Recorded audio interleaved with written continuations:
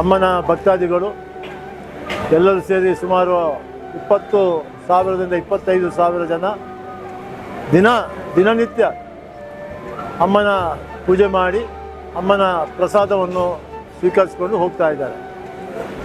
ನನಗೆ ತಿಳಿದ ಮಟ್ಟಿಗೆ ಬ್ರಹ್ಮಕಲಶ ಅಧ್ಯಕ್ಷನಾಗಿ ಅಂತಲ್ಲ, ಜನರಲ್ ಆಗಿ ನಾನು ಎಲ್ಲರ ಥರ ಅಭಿಪ್ರಾಯ ತಿಳಿದಾಗ ನಮ್ಮ ಈ ಭಾಗದ 2 ಜಿಲ್ಲೆಯ ಎಲ್ಲ ಬ್ರಾಹ್ಮಣ ಸಮುದಾಯದಿರ್ಬೋದು, ಕೊಂಕಣಿ ಸಮುದಾಯದಿರ್ಬೋದು, ಎಲ್ಲರೂ ಬಂದು ಒಳ್ಳೆಯ ರೀತಿಯ ಅಡುಗೆಯನ್ನು ಮಾಡಿದ್ದಾರೆ.